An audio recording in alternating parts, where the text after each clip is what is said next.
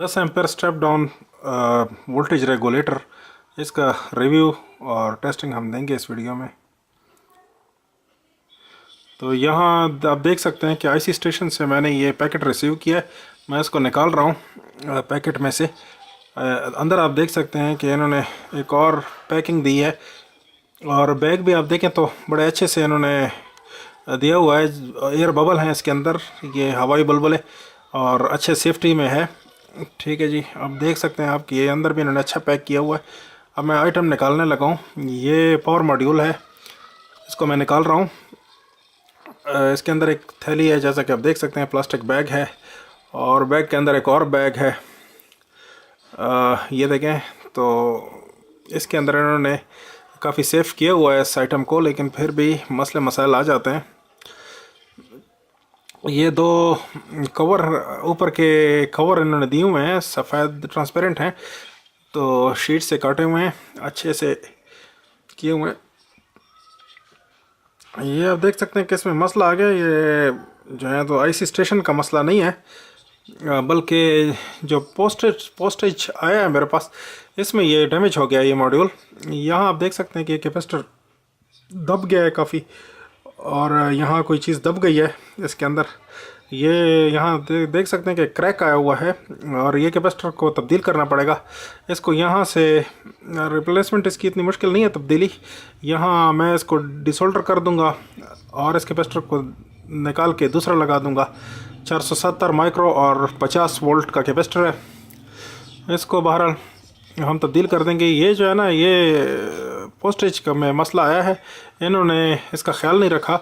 और यहाँ आप देख सकते हैं एक और डिफेक्ट मैं आपको दिखाता हूँ। ये जो इसके कवर हैं ये भी टूटे हुए हैं, और मैं इसको अब जो है तो इसका ये इसके ऊपर जो कोई टेप सी लगाई हुई इन्होंने हिफाजत के लिए, ये मैं हटा देता हूँ। ये हटाना पड़ेगा। ठीक है जी, पेपर जो है इसको हटा देते हैं, ये टेप पेपर जो है। अब जब मैं इसको निकालूंगा तो ये दो हिस्सों में हो जाएगा। दूसरे साइड पे भी इसी तरीके से पेपर लगा हुआ है, तब देखें तो ये दो हिस्सों में हो जाएगा। इसको तो हटाना पड़ेगा क्योंकि इसके बगैर जो है तो ये नहीं लगेगा, हमें इसको ट्रांसपेरेंट लगाना है। अब देख सकते हैं दो हिस्सों में हो गया। ठीक है जी, दूसरे का भी यही मसला है, दूसरा भी इसी तरीके पे टूट गया है। दूसरा जो है उसको भी हम पील करते हैं। ये जो प्लस टेप है ये इसको हटाते हैं, ये भी टूटा हुआ है। अब हम इसको रिपेयर करेंगे। रिपेयर करने के लिए आपको सुपर ग्लू चाहिए, जो कि यहाँ पे मेरे पास मास्टर ग्लू है, इस नाम से, एल्फी के नाम से पुराना आता था। हम इसको यहाँ देख सकते हैं कि थोड़ा सा इसमें है और ये सस्ता भी है काफ़ी। हम इसको पंक्चर करते हैं इस सुई की मदद से। अपनी आंखों का ख्याल रखिए और उंगलियों पे भी ना लगाइए। अब हम इसको जो है ना, ये जो दो पीसेस टूट गए हैं इनके ऊपर लगाएंगे, थोड़ा थोड़ा करके लगाइए। और फिर जब हम पीसेस को मिलाएंगे ना तो वह जो है ना ये इसको जोड़ देगा। थोड़ा सा हम इसके ऊपर लगा लेंगे, एक साइड के ऊपर भी काफ़ी रहेगा, दूसरी साइड के ऊपर लगाने की ज़रूरत नहीं है। बस सिर्फ हम इसको दो पीसेस दबा देंगे तो ये लग जाएगा। अब इसको थोड़ी देर के लिए ना इसी तरीके पे पकड़ना पड़ेगा ताकि ये इसके ऊपर जुड़ जाए, इसके दोनों टुकड़े जुड़ जाएं। जब जुड़ जाएंगे तो फिर हम इसको आराम से रख लेंगे। हम इसको किसी अच्छे से सीधे सरफेस पे रख लेते हैं ताकि ये हिले नहीं। अब दूसरे के साथ भी हम यही कर रहे हैं। ठीक है जी, ये कभी कभी ऐसा हो जाता है, ये जो पोस्टेज है, पोस्टेज के अंदर ये फेंकते हैं पैकेट्स को, और वो जब आपके पास आते हैं तो डिफेक्टिव आते हैं, रास्ते में ख़राब हो जाते हैं। ये कंपनी की तरफ से नहीं होता, तो ऐसा ही हुआ है कुछ इसके साथ भी। बहरहाल हम जो है तो इसको जोड़ लेते हैं। थोड़ी देर इसको जो है तो पकड़ के रखेंगे। थोड़ा सा इसमें ज़्यादा लग गया है, ये जो है ना स्क्रू ड्राइवर की मदद से ये थोड़ा सा इससे हटा लेते हैं ताकि जो इजाफी है वो ज़रा हटा लेते हैं। ज़्यादा नहीं लगाना चाहिए, लेकिन इसके ऊपर थोड़ा सा इजाफी लग गया है।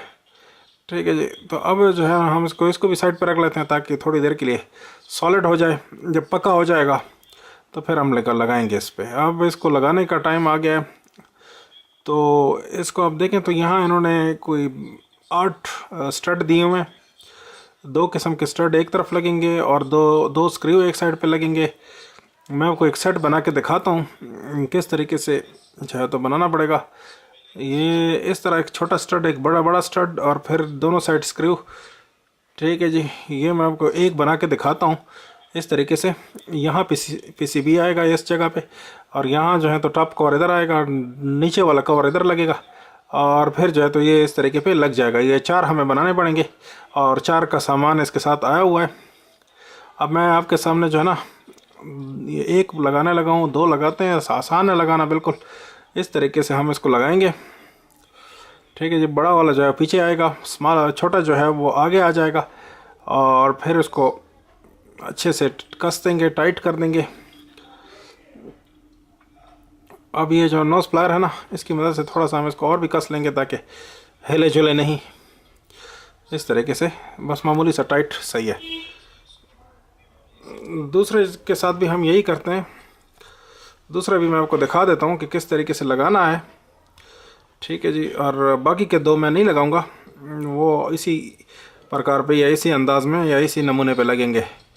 ठीक है जी, 2 मैंने लगा दिए हैं। ठीक है जी, दूसरे 2 जो हैं वो मैं ऑफ कैमरा बनाता हूँ ताकि वीडियो बहुत बड़ी ना हो जाए। वीडियो ऑलरेडी बहुत बड़ी हो जाएगी। अब आप देख सकते हैं कि चारों लग गए हैं। ठीक है जी, अब जो है ना ये फ्रंट जो है ना ये मैं लगाऊंगा। फ्रंट में इन्होंने 2 बटन नाप भी दिए हुए हैं। ये बटन जो है ना ये नाप जो है ना ये बटन के ऊपर लगेंगे, प्रेस स्विच हैं उनके ऊपर। यहाँ ये देखें, यहाँ जगह दी हुई है, इन जगहों में जो है ना हम इनको लगा देंगे, और फिर आराम से इसके ऊपर रख लेंगे ताकि ये स्विच के ऊपर ही पड़े रहें।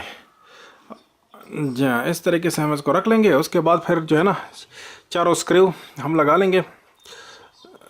छोटे फिलिप्स स्क्रू ड्राइवर लेके ना, तो ये छोटे फिलिप्स स्क्रू ड्राइवर स्क्रूज हैं, तो हम ये सब को हैं इसके ऊपर आराम से बिठा देते हैं, लगा देते हैं। ठीक है जी, अच्छे से फ़िलहाल इसको टाइट नहीं करेंगे, बाद में जब ये सब लग जाएंगे उसके बाद ज़रा अच्छे से टाइट कर लेंगे, और बहुत ज़्यादा नहीं कि ये प्लास्टिक पीसेस टूट ना जाएं दोबारा। तो इस तरीके से इसको कर लेंगे, चारों लग जाएंगे तो ये अपनी जगह पे बड़े अच्छे से फिट हो जाएगा। ठीक है जी, चारों लग गए। अब जो है तो ये देख सकते हैं कि जो डिस्प्ले जहाँ पे ये टूटा हुआ है ना, ये टूटा हुआ डिस्प्ले पे नहीं आ रहा। डिस्प्ले जो है वो अच्छे कंप्लीट हिस्से के ऊपर है, अच्छे से नज़र आएगा। ये जो पीछे वाला साइड है, रेयर साइड, इसको भी लगा लेते हैं। इसको इस तरीके से लगाना पड़ेगा कि ये गोल जो है ना ये टोराइट के ऊपर आए, और ये यहाँ जो टर्मिनल स्ट्रिप है इसके ऊपर ये स्लॉट या झरी आए, ताकि हम इसको टाइट कर सकें। इस तरीके से हम इसको रखेंगे, और फिर चारों स्क्रू जो है ना वो हम टाइट कर देंगे। ठीक है जी, चारों स्क्रू लगा देंगे तो फिर ये अच्छे से फिक्स हो जाएगा। फिर शुरू में हम इसको बहुत टाइट नहीं करेंगे, बस इतना हो कि सिर्फ लग जाए, इतना सा। और अगर बहुत टाइट किया तो फिर ये अगला नहीं लगेगा। इसको थोड़ा सा इसको लूज़ करते हैं ताकि ये हम लगा सकें आसानी के साथ। तो आप देख सकते हैं कि ये मैंने जो है तो चारों स्क्रू में लगाने लगा हूँ।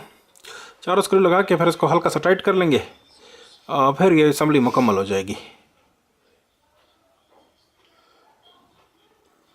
चारों स्क्रू को मैंने लगा दिया है, बस इनको मामूली सा जोड़ दिया है।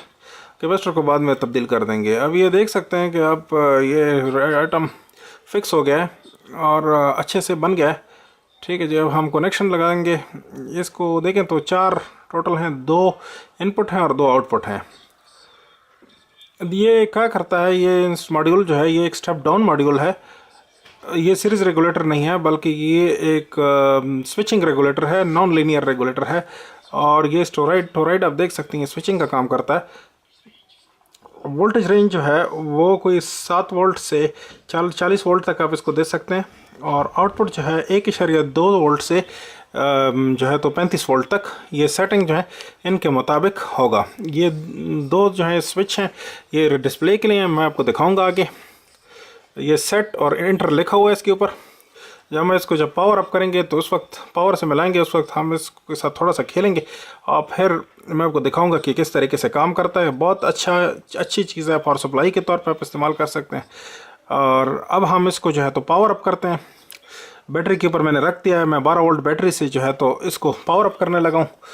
ठीक है जी, अब मैंने आपको इसको पावर अप कर दिया है, 12 वोल्ट मिला दिए हैं। 12 वोल्ट और 0 एम्पेयर दिखा रहा है क्योंकि इसके ऊपर और लोड नहीं लगा। ठीक है जी, डिस्प्ले जो है वो LCD डिस्प्ले है और बैक लाइट है LED के साथ ब्लू, और यहाँ एक ब्लू लाइट आप देख रहे हैं जो कि ब्लू LED है, ये फुल दिखा रही है, दरमियान वाली चार्ज है और ऊपर वाली CC है। तो होता क्या है कि ये दो बटन जो हैं इसको मैं बताऊंगा कि क्या करते हैं। ये बटन जो हैं ये डिस्प्ले के लिए हैं, ये डिस्प्ले को कंट्रोल करते हैं, और दो चार क्वांटिटी जो हैं वो डिस्प्ले होते हैं, input current, input voltage, output current और आउटपुट वोल्टेज। इस वक्त ये दिखा रहा है इनपुट, ठीक है जी, और हम आउटपुट भी इसके ऊपर शो कर सकते हैं। तो ये हम इस स्विचों के ज़रिए हम इनको कंट्रोल कर सकते हैं। डिस्प्ले क्या करना है ये कंट्रोल करना है, ठीक है जी। और ये मुश्किल नहीं है, आसान है, मैं आपको थोड़ी देर में बताऊंगा किस तरीके से इसको कंट्रोल किया जाता है। ये दो वेरिएबल आप देख सकते हैं, ये पोटेंशियोमीटर जो हैं ये सेटिंग के लिए हैं, करंट और वोल्टेज कंट्रोल करने के लिए हैं, और ये आउटपुट को कंट्रोल करते हैं।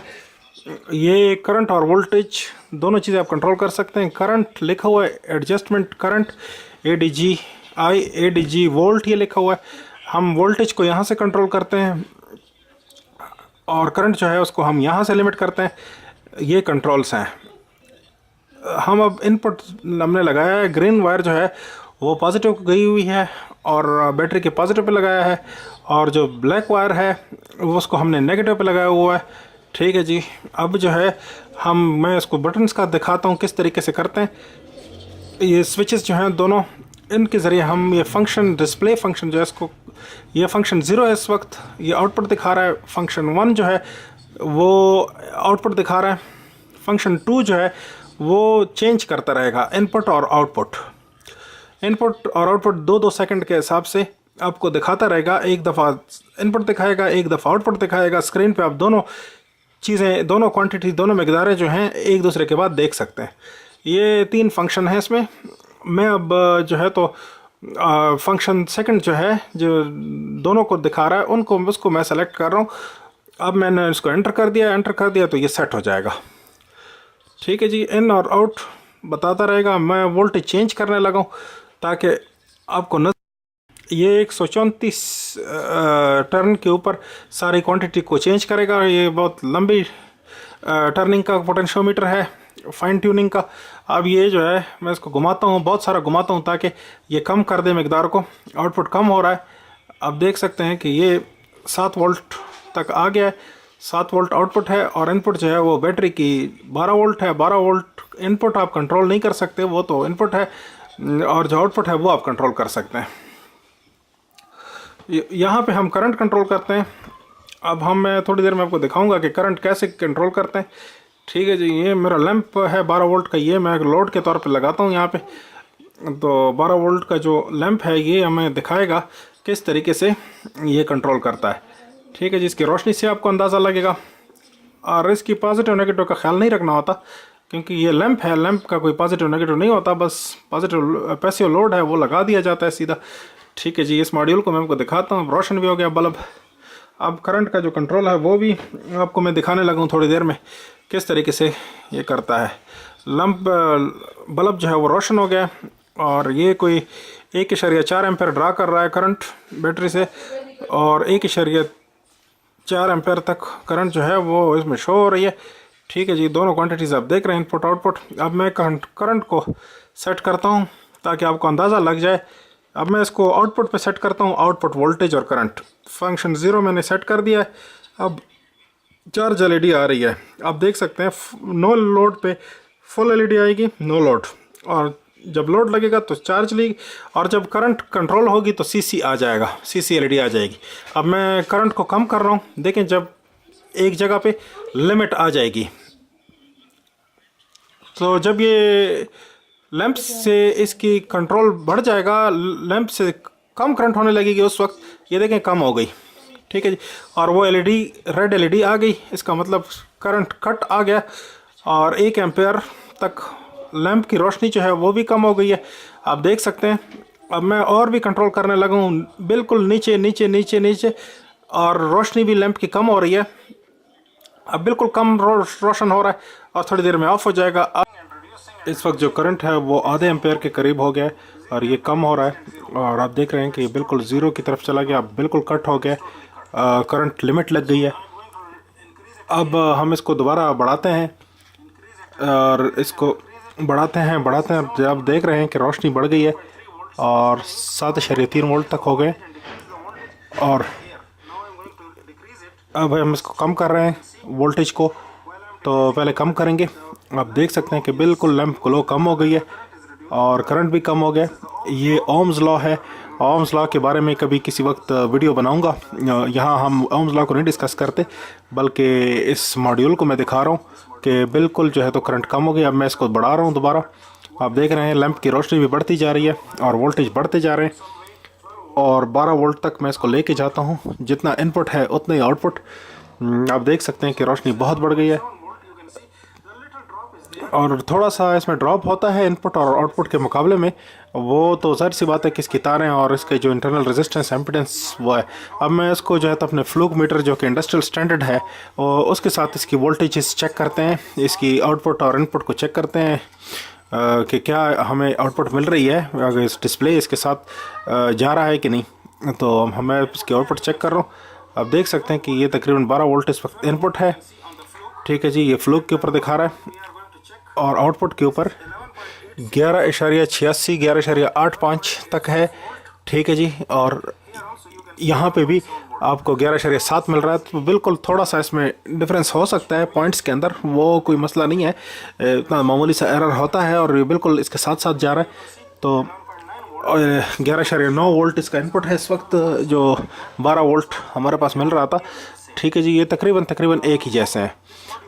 मेरा ख्याल है कि ये मॉड्यूल आपके लिए बहुत ही हेल्पफुल होगा। इसका रिव्यू मैंने दे दिया है। इससे आप कोई भी काम कर सकते हैं। पावर सप्लाई बना सकते हैं एडजस्टेबल 10 एम्पेयर की और कंट्रोल ले सकते हैं। करंट का कंट्रोल है इसमें बहुत अच्छा सा और कि बहुत ही आला किस्म की चीज़ है।